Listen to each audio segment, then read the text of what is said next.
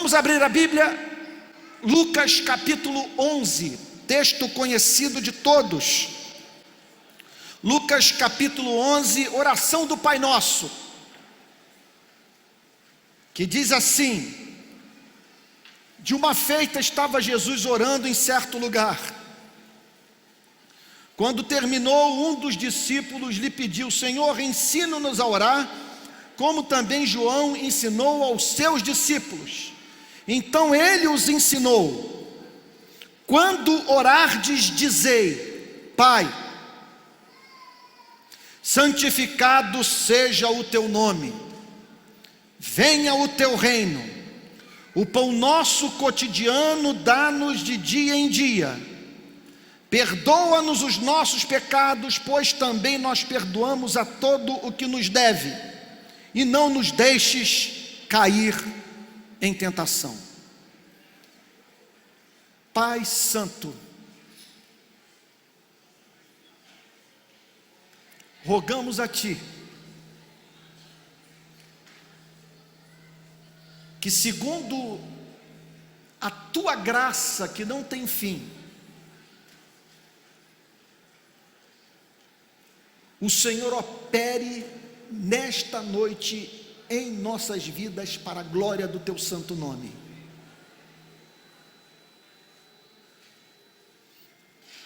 Que haja algo surpreendente entre nós, alguma coisa que faça o céu baixar nesta igreja, que haja transcendência,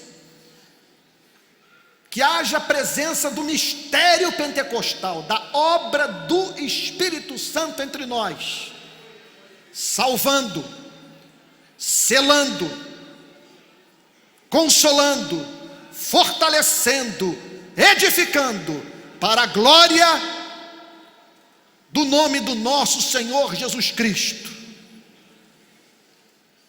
E esta oração fazemos confiando mais na Tua misericórdia do que na nossa inocência. Amém. A igreja pode ficar sentada.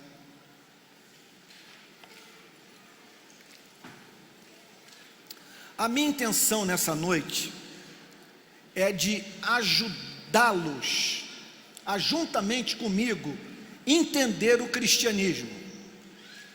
Porque pode ser que passemos as nossas vidas lidando com o periférico da fé, o que não é essencial, fundamental, e nos esquecendo da mensagem central do Evangelho de nosso Senhor e Salvador Jesus Cristo, especialmente do ponto de vista daquilo que a distingue de tudo aquilo que é ensinado pelas demais religiões.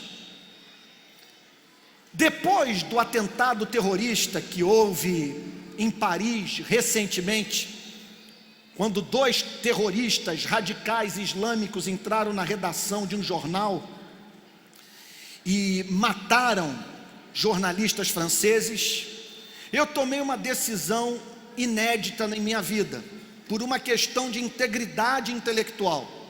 Eu vou conhecer o islamismo.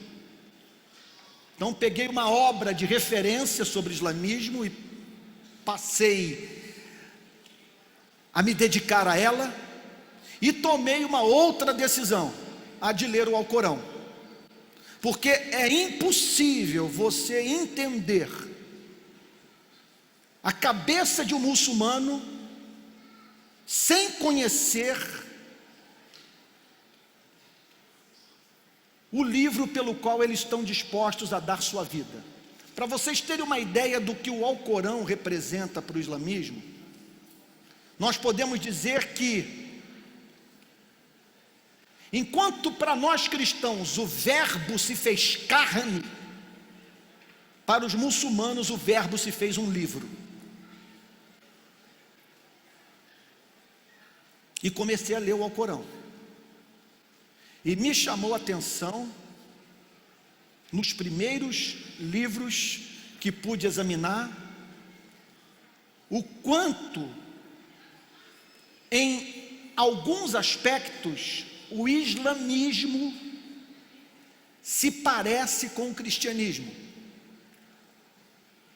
Nos livros que comecei a ler, vi a doutrina da soberania de Deus. O islamismo fala sobre amor. O islamismo fala sobre o cuidado do pobre, a necessidade imperiosa do homem temer a Deus. Só que para mim, com todo respeito pelos muçulmanos, sem longe, em razão do que eu vou lhes dizer, me sentir livre para cercear a sua liberdade de expressão, estou certo que o islamismo é uma heresia cristã. Surge no século VII, extrai verdades do judaísmo e do cristianismo, e contudo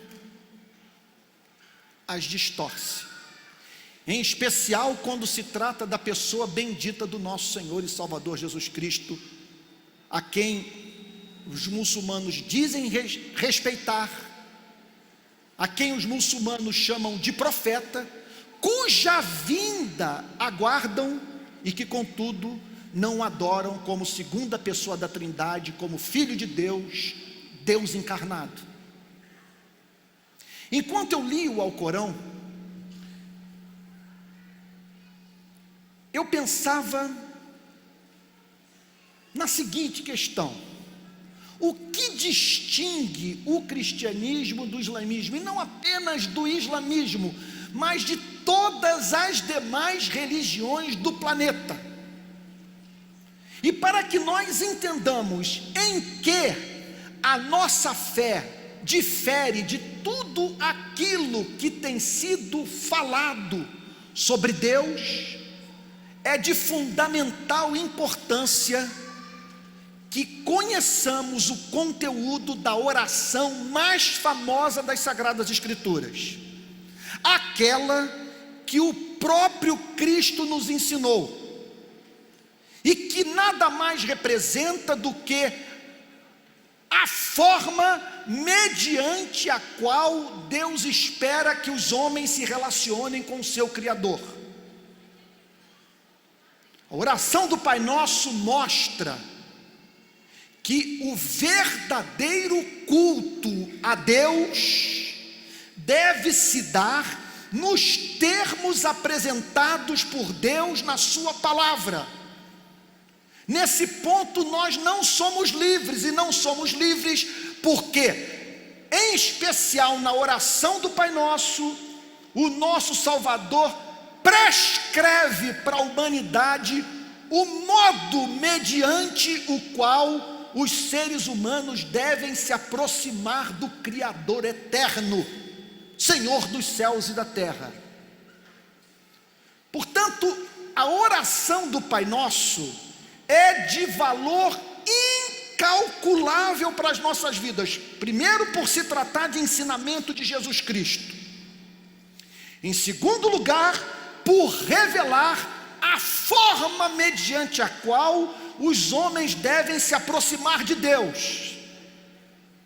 Mas acima de tudo, a oração do Pai Nosso é de valor incalculável para as nossas vidas, em razão do fato de revelar com precisão o que distingue o cristianismo de todas as demais religiões. E é sobre isso que eu gostaria de falar com vocês nesta noite, em nome de Jesus. Diz assim o texto inspirado da palavra de Deus: de uma feita estava Jesus orando em certo lugar.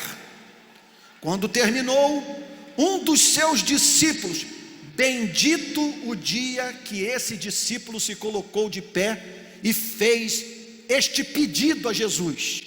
Um dos seus discípulos lhe pediu: Senhor, ensina-nos a orar. Provavelmente os discípulos estavam sob o impacto da intimidade de Jesus com o Pai,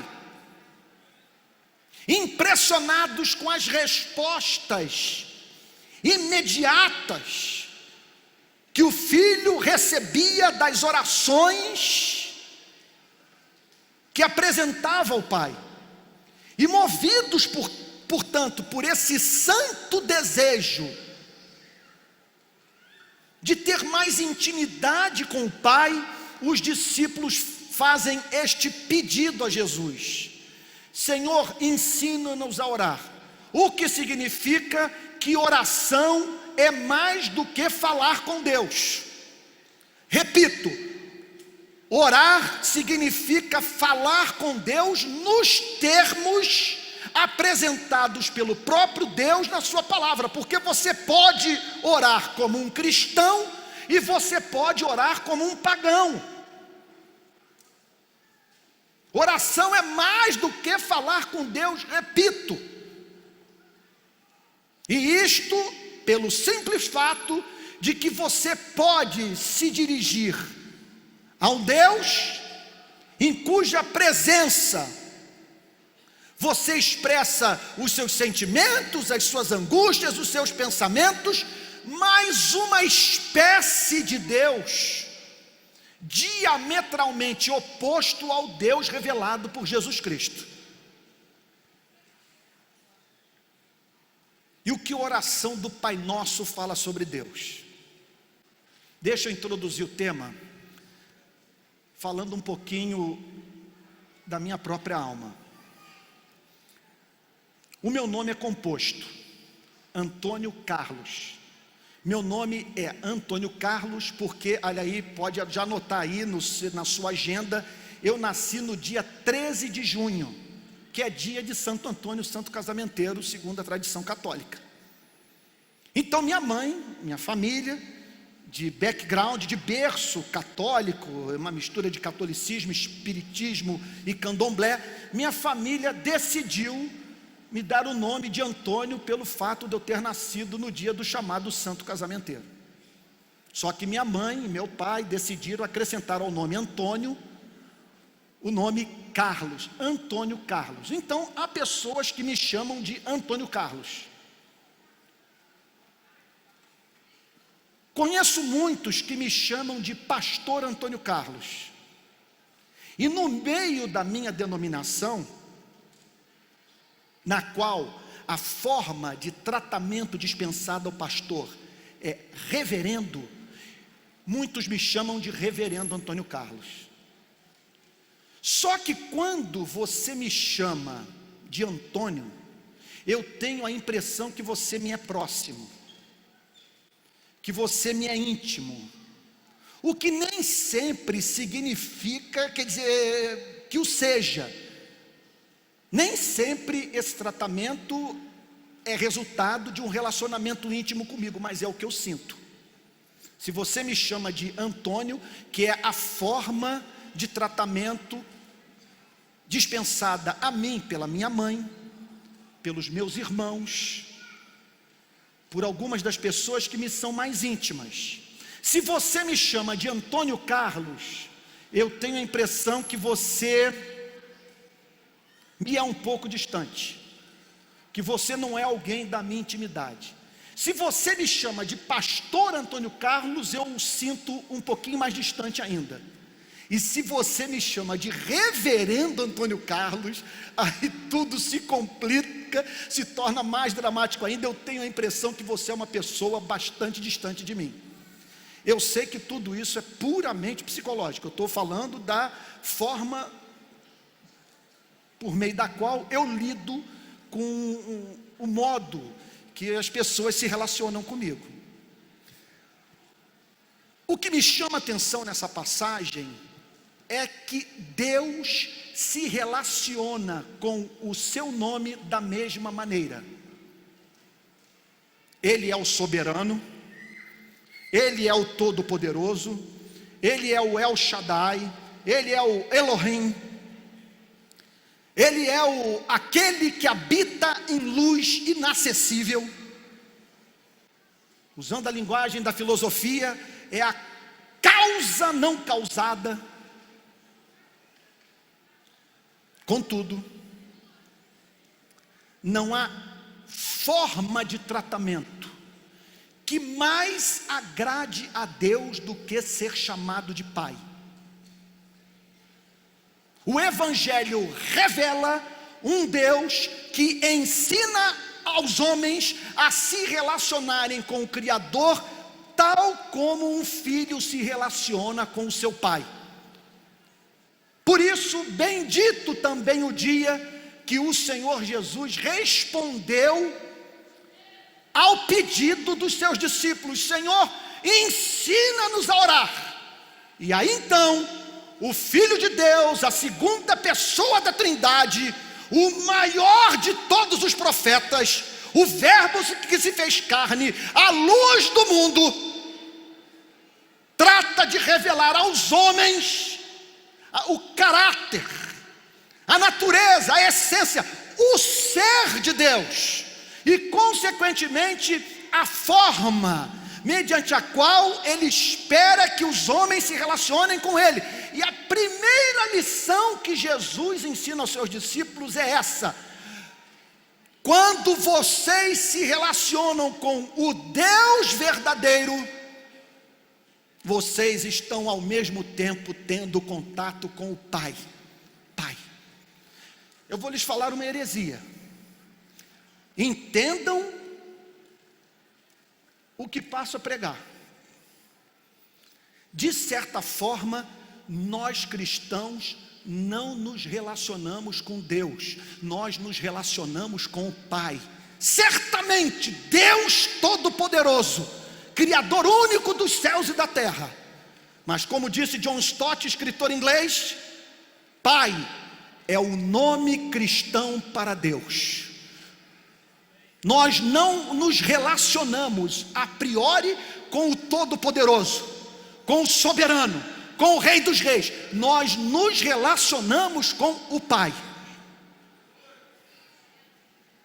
Há 3 pessoas na minha vida que, se me chamarem de Antônio, vão trazer tristeza para o meu coração. Eu só conheço 3 pessoas na minha vida que não podem me chamar pelo nome, que caso fizessem, me levariam a crer que não entenderam o que eu sinto por elas. São os meus filhos Pedro, Mateus e Alissa. Somente Pedro, Mateus e Alissa não podem me chamar de Antônio, porque eles são meus filhos. Eleve isso ao infinito e você terá uma ideia do que Deus sente por você e como que Ele gostaria que você se relacionasse com Ele. O nosso Deus gosta de ser chamado de Pai. Portanto, oração não começa com palavrório vazio. Oração começa com meditação, com o uso do cérebro, com a inteligência. A primeira coisa que você tem que fazer no ato de orar é parar para pensar e trazer à sua memória quem é esse diante de quem você se prostra. E o Evangelho ensina que este diante de quem o cristão se prostra é um Deus doce, é um Deus descomplicado, é um Deus amoroso, é um Deus perdoador, é um Deus amigo, é um Deus que não pede do homem a prática de idiotices para impressionar a divindade. É o Pai. Pai. Então é coisa, daria para nós pararmos aqui e nos ajoelharmos e pedirmos graça para penetrar no mistério, porque olha o que Jesus está dizendo: que esse ser, vou usar terminologia teológica, que é imutável. Os teólogos dizem que o tempo não põe rugas na sua face. Que esse ser, que é infinito, não tem início, não tem fim, é perfeito em todas as suas qualidades. Que esse ser que é autoexistente, conforme lhes disse, causa não causada, que se apresenta a nós nas Sagradas Escrituras como eu sou. E esse ser que em razão disso tudo é único, é ao mesmo tempo um ser doce, amoroso, descomplicado, a quem nós podemos chamar de Pai. Vocês conseguem parar para conceber a glória dessa verdade?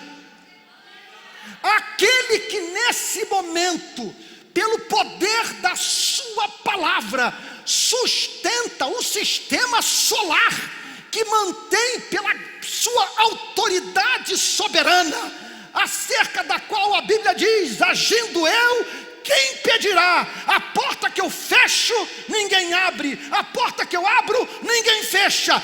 Este ser de tirar o fôlego nos habilita a chamá-lo de Pai, porque Ele não é apenas o Todo-Poderoso, é um ser dulcíssimo,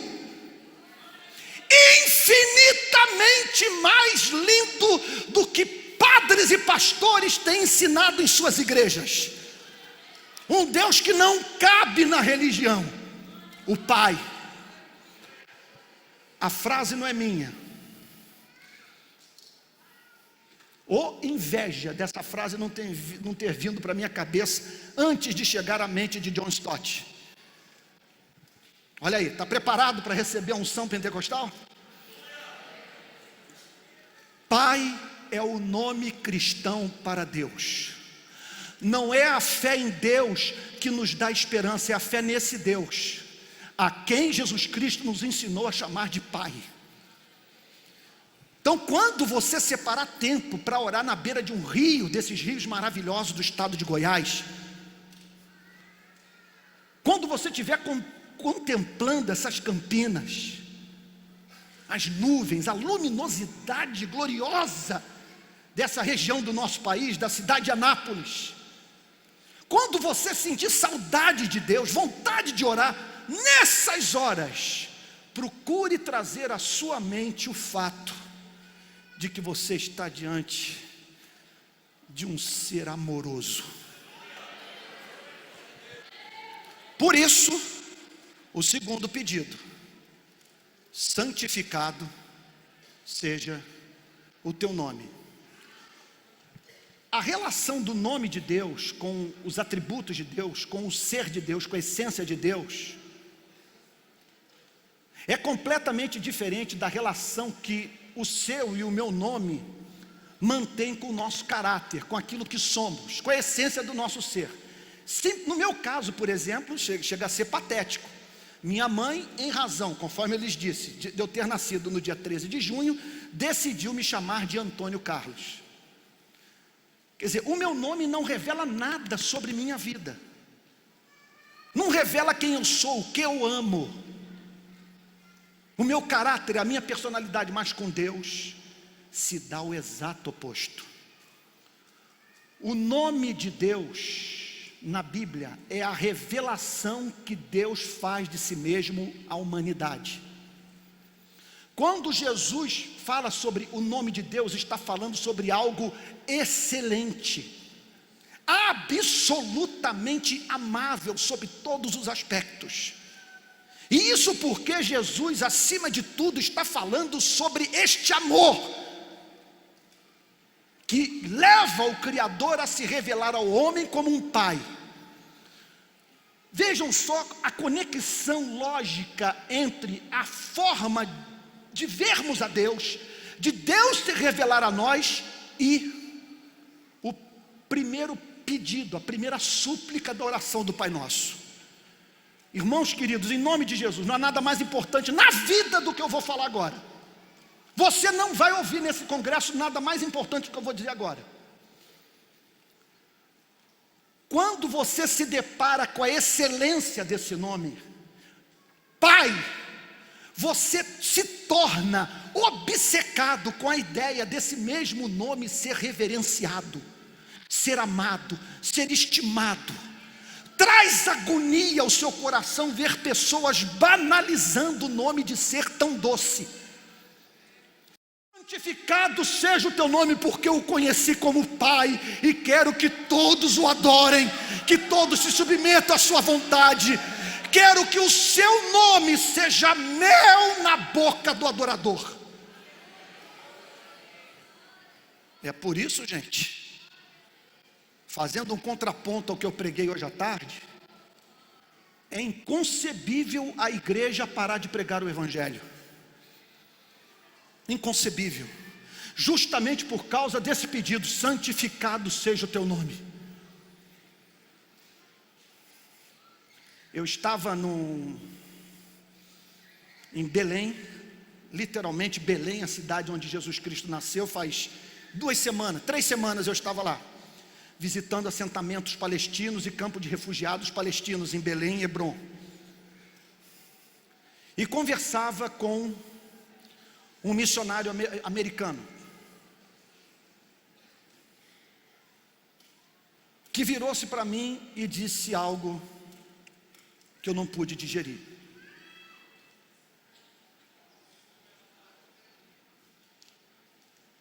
E não apenas isso, apesar de ser uma pessoa que estava me tratando com toda gentileza, ele teve que ouvir o meu desabafo, em razão dele ter falado uma coisa, eu não vou usar a palavra agrediu, foi uma agressão, não pessoal, mas uma agressão ao que eu amo. Ele me disse a seguinte coisa: nós havíamos acabado de chegar da casa de um casal de muçulmanos, que nos tratou com muita amabilidade.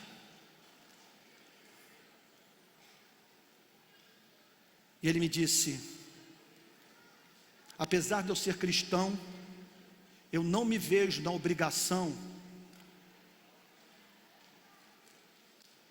de demover essas pessoas da sua religião e trazê-las para o cristianismo, de fazer com que elas se tornem cristãs.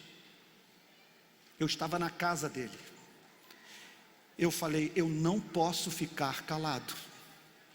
Ele tem que se relacionar com um ser humano real. Se eu ficar calado, ele deixará de me conhecer a partir daquilo que é mais importante na minha vida. Eu falei: peraí, amigo, pelo amor de Deus, se eu frequentar a casa desse casal 10, 20 anos, e tiver que diariamente tomar chá com eles, com esse casal, não vai ter um dia sequer que eu deixe de orar pela vida deles, e de uma forma ou de outra fazer com que eles conheçam a Jesus Cristo. E isso por causa da singularidade de Jesus Cristo, da singularidade da nossa fé. Irmãos, se é verdade que Deus amou o mundo de tal maneira que deu seu único filho para que todo aquele que nele crê não pereça, mas tenha vida eterna, nós não podemos ser ecumênicos nunca, nunca. Não me peça para que no mundo onde crianças morrem de leucemia, que eu deixe de contar esta história, que Deus me amou de modo tão ardente, que morreu no Calvário, morreu numa cruz, por amor à sua igreja, por amor a você e por amor a mim. Eu não vou impedi-los de professar a sua fé, eu não vou deixar de ser amigo deles, não vou deixar de tratá-los com respeito, mas justamente por amá-los, eu vou trabalhar duro para que eles conheçam o Pai de Jesus Cristo. Porque não há ser mais amável no universo do que o Pai de Jesus Cristo. Não há nada na vida que possa ocupar o seu espírito sem enfastiá-lo durante a eternidade. Nada, exceto o Pai de Jesus Cristo. É a única contemplação que não cansa. É você estar diante desse ser infinito e cheio de amor, e que nos convida a chamá-lo de Pai. Em seguida, vem o teu reino.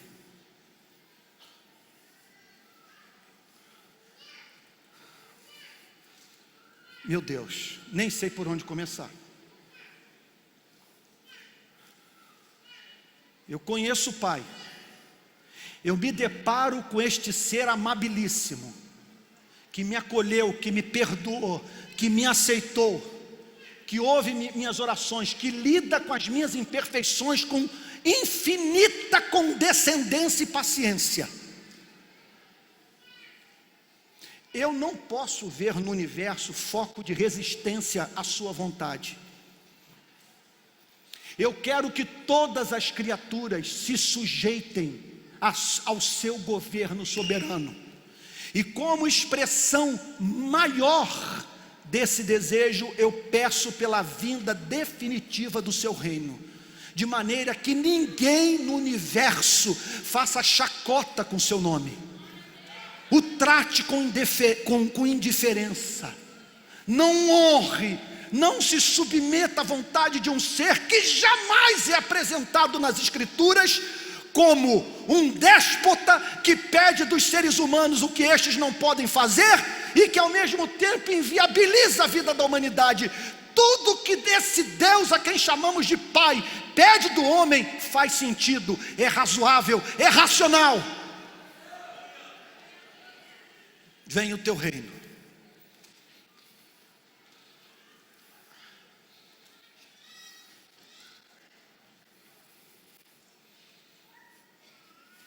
Que o teu reino venha em definitivo,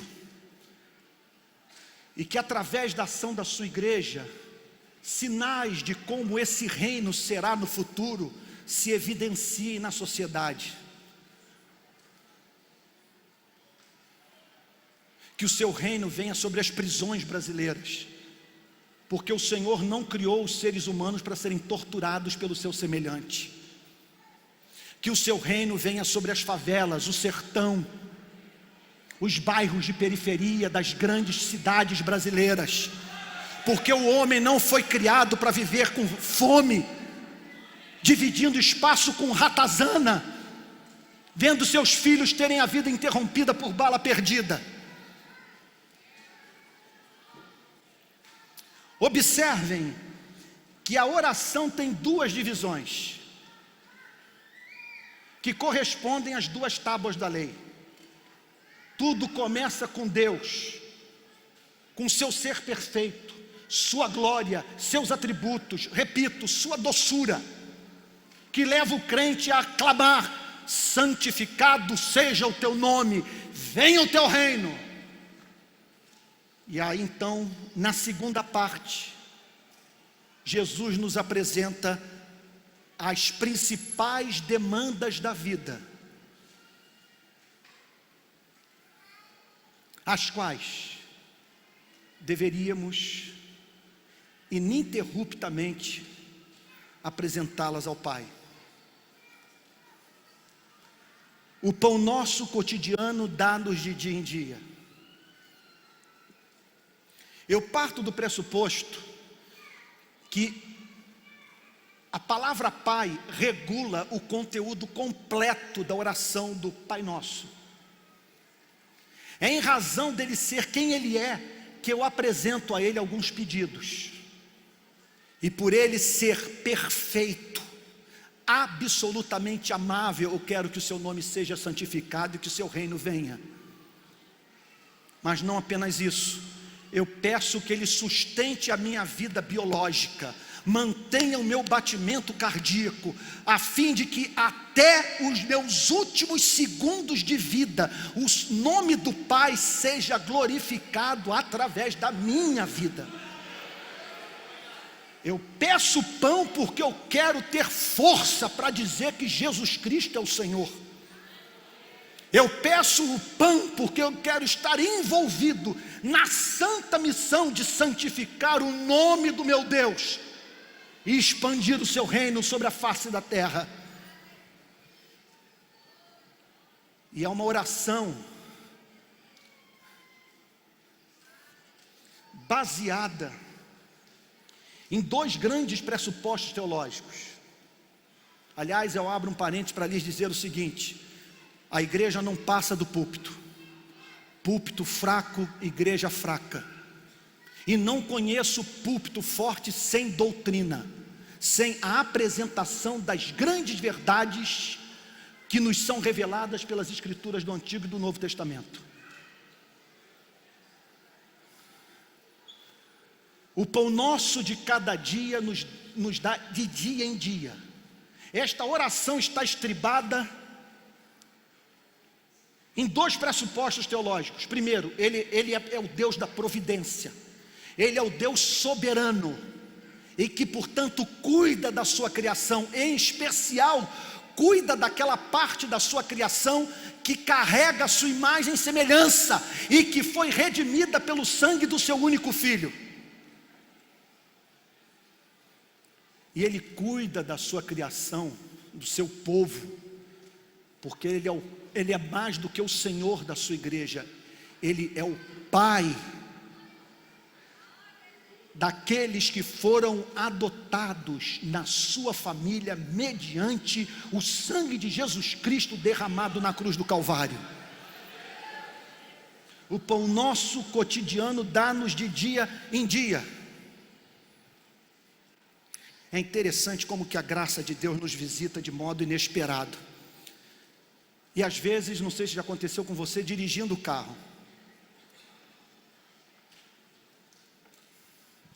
Eu tive uma filha temporã. Às vezes eu tenho que dizer para amigos, quando eu digo que estou com uma filha de 4 anos, tenho que dizer para eles que tudo com a mesma mulher. Porque outro dia alguém me perguntou, mas você casou de novo? Porque um filho de 24, um de 23 e uma menina de 4, em geral, uma história como essa é uma história de um segundo casamento, mas tudo com a mesma mulher. Outro dia eu estava na praia, um amigo do período de surf passou e me fez a trágica pergunta. Eu quase saí dali para o divã do psicanalista, amigo meu. Ele me viu brincando com a minha filha na praia e fez aquela pergunta cruel: é a tua neta? Que pancada. Não, pior foi um amigo meu, da minha faixa etária, estava no ônibus e a moça perguntou se ele queria sentar no ônibus, no lugar dela. Ele falou que entrou em depressão imediatamente, arrasado. É a chamada crise da meia-idade.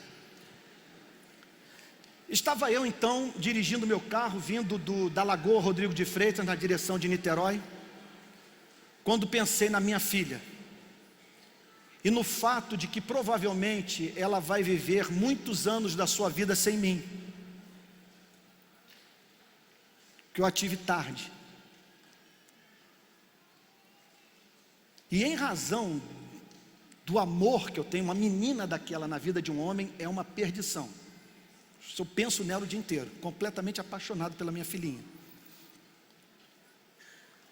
E aí veio aquela ansiedade aguda, perturbadora, aquela coisa que faz o ser pensante não conseguir dormir à noite. Aliás, eu diria para vocês o seguinte: na vida, só 2 pessoas podem ser felizes. Que vocês estão rindo? Cometi algum erro aqui?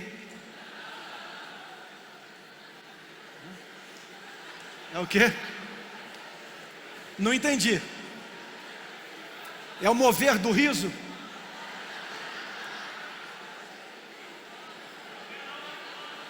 Não peguei.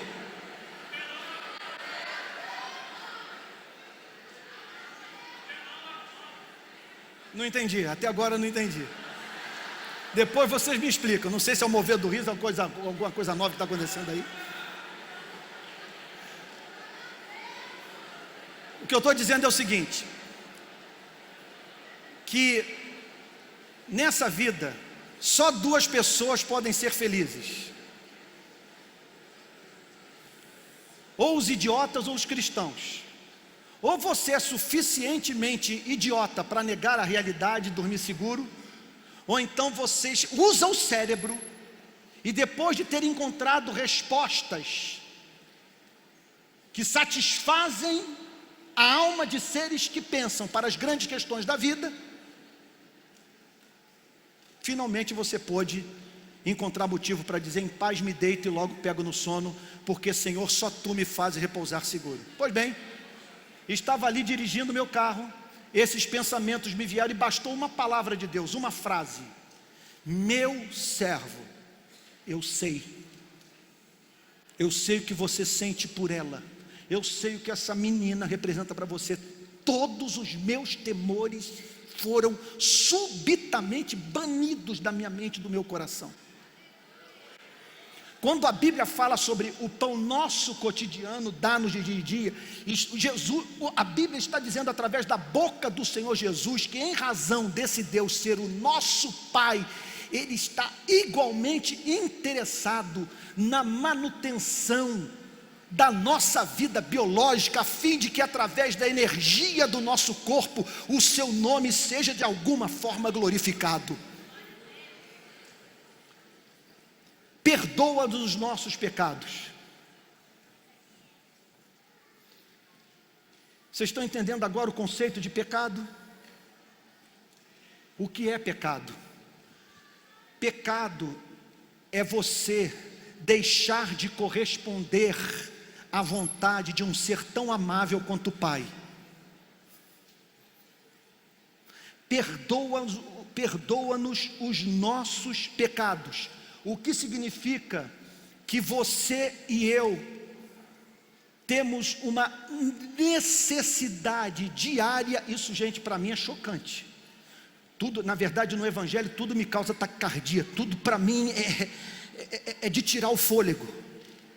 O que o texto está dizendo é que você e eu temos necessidade de sermos tratados com infinita paciência por parte de Deus, que se Ele aplicar a sua justiça, você e a mim, nós não sobreviveríamos.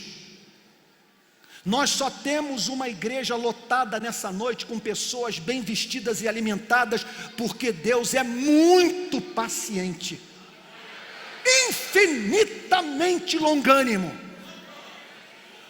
Então, perdoa-nos os nossos pecados. Isso aqui, gente, o gemido dessa oração é pior do que aquele experimentado pelo escravo diante do seu senhor. O escravo diante do seu senhor diz a mesma coisa: perdoa os nossos pecados, porque eu tenho medo de sofrer nas suas mãos. Essa oração aqui é de uma outra natureza. Perdoa os meus pecados, porque o Senhor não é digno que eu desrespeite. Perdoa os meus pecados, porque em razão da revelação do seu amor por mim, a mim só me cabe viver para a glória do seu nome. Pecado é você ser muito mal porque Deus é muito bom. Em seguida,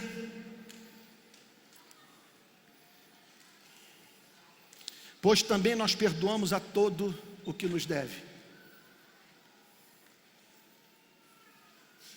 Nós vivemos num mundo em que pessoas nos ferem e no mundo no qual nós ferimos pessoas. E o que a oração do Pai Nosso nos ensina é que nós devemos nos relacionar com o próximo da mesma forma mediante a qual o Pai se relaciona com a sua e com a minha vida. Eu não posso tratar aquele que me feriu de modo diferente daquele que eu sou tratado pelo Deus a quem eu feri com os meus pecados. Portanto, o perdão no cristianismo é mais do que questão de natureza moral. Perdão no cristianismo é raciocínio lógico e esmagador.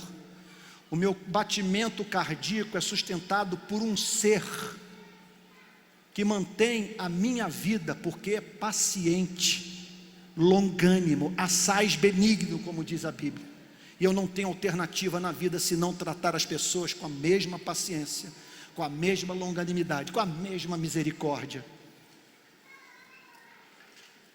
E por fim, e não nos deixes cair em tentação. Qual é a tentação? A tentação é você perder de vista a excelência de Deus, é você deixar de crer no amor do Pai. A tentação é você deixar de viver para a santificação do seu nome, é você ter os seus interesses pessoais postos à frente do reino de Deus. Tentação é você viver ansioso, duvidando do caráter do Pai.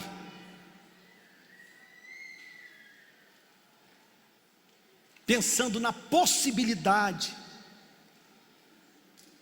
do Pai não compartilhar o pão com a sua vida em razão do fato dele não ser suficientemente bom. Tentação é a justiça própria, é você ser justo aos seus próprios olhos. Tentação é você perder de vista o fato de que se você tem muito que aturar na igreja, a igreja tem muito que aturar na sua vida. Que a regra da casa é a misericórdia. Tentação é você perder de vista o fato de que é um ser tentável e que você pode neste mundo cometer a loucura das loucuras, que é pecar contra aquele que se revelou a você como um Deus bom, como um Pai. O que eu quero com essa mensagem?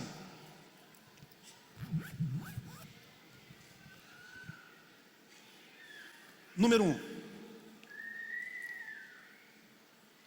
que você se torne uma pessoa de oração. Se tudo o que acabamos de ver é verdade, deixar de orar é pecar contra a própria alma.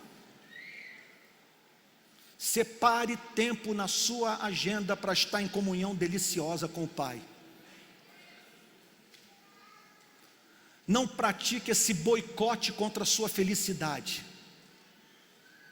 Separe tempo para estar na presença do Pai. Que convite! Estar na presença de um ser que o ama tal como um pai ama um filho e que está disposto a suprir todas as suas necessidades e dar sentido à sua vida. Segundo propósito dessa mensagem é que você conheça a essência do cristianismo. O cristianismo está longe de ser uma religião que se propõe, se é que eu posso dizer assim, que se propõe falar sobre Deus. A mensagem cristã tem como objetivo falar sobre o Pai.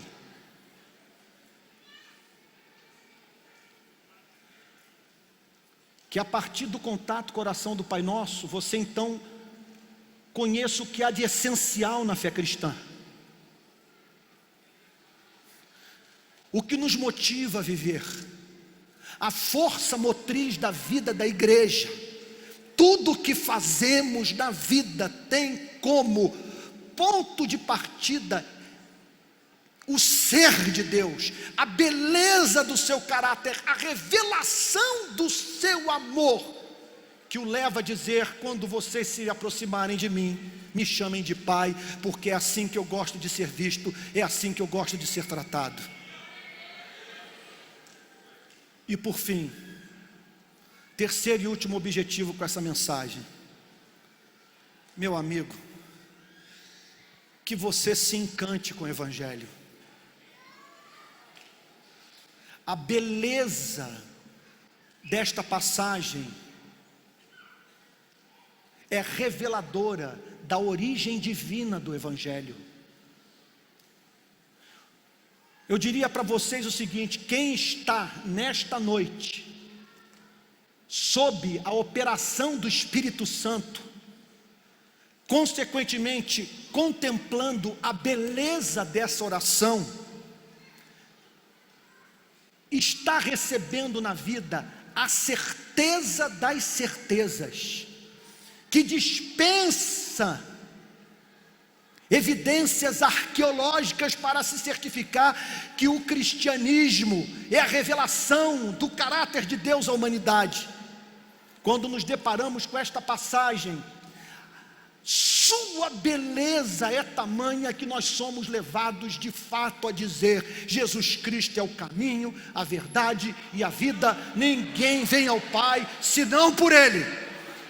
Então o que eu peço ao Espírito Santo agora, em nome de Jesus: Espírito Santo, traz espírito de oração à igreja, que a igreja ore como crente, não ore como pagão,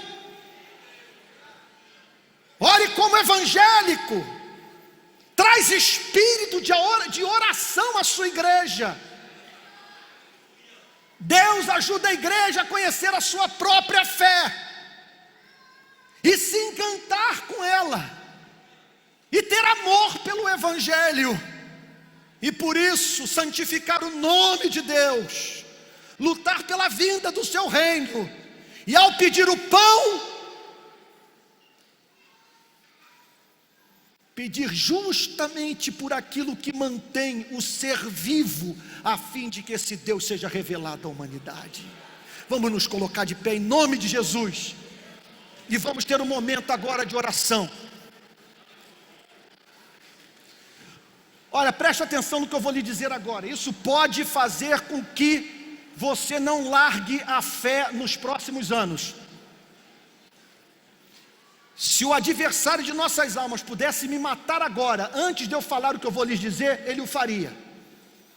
Porque o que eu vou lhes dizer é um golpe tão mortal nas astúcias ciladas de Satanás, que a última coisa que ele deseja é que eu profira o que eu vou falar agora. E o que eu tenho a lhe dizer: em nome de Jesus, separe Deus de religião. Não confunda Deus com religião.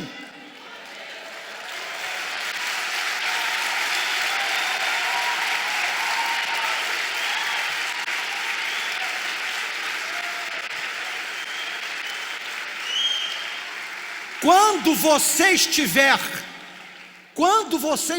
diante de um modelo de igreja medíocre, num culto insuportável, com crentes se devorando uns aos outros, com pastores pregando o que ninguém pode entender, em razão do fato de não estarem falando coisa com coisa, nessas horas, em nome de Jesus, para que você não abandone a fé, para que você não perca o encanto para o evangelho, diga para si mesmo: o meu Deus não tem nada a ver com essa orgia religiosa. O meu Deus é bom, é santo, é belo.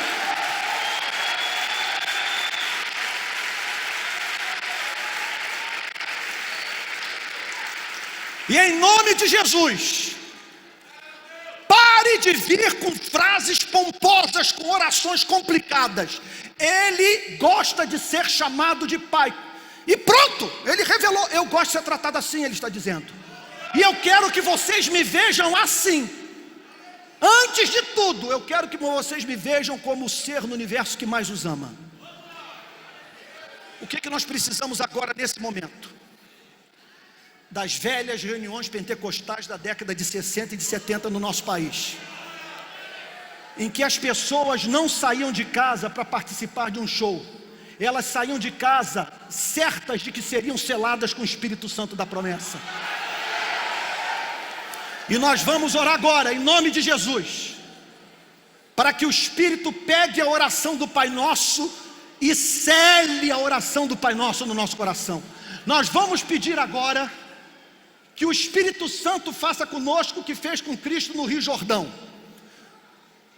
Tu és o meu filho amado, disse o Pai para Jesus, e na sua vida eu me deleito, eu tenho prazer em você. É por isso que o batismo com o Espírito Santo pode fazer a pessoa perder as forças, porque ouvir essa declaração de amor é muita glória para o espírito humano. E nós vamos orar agora em nome de Jesus. Curve sua cabeça, Feche os seus olhos. Vamos orar. Pai Santo, o que falar sobre a sua palavra? Oh, quanto amamos a tua lei. A lei do Senhor é perfeita e restaura a alma. O mandamento do Senhor é justo e ilumina os olhos. São mais desejáveis do que o ouro depurado. São mais doces do que o mel e o destilar dos favos. Te agradecemos pelo Evangelho. Te agradecemos por Jesus, luz do mundo, por ter nos ensinado finalmente a acreditar num Deus que é digno de ser amado.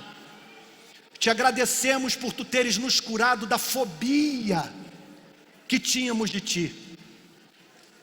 A lembrança do teu nome trazia medo, pânico, terror ao nosso coração, e agora o conhecemos como um ser amoroso. Te agradecemos, Senhor, por essa sua insistência em pedir da igreja que o teu povo chame de Pai,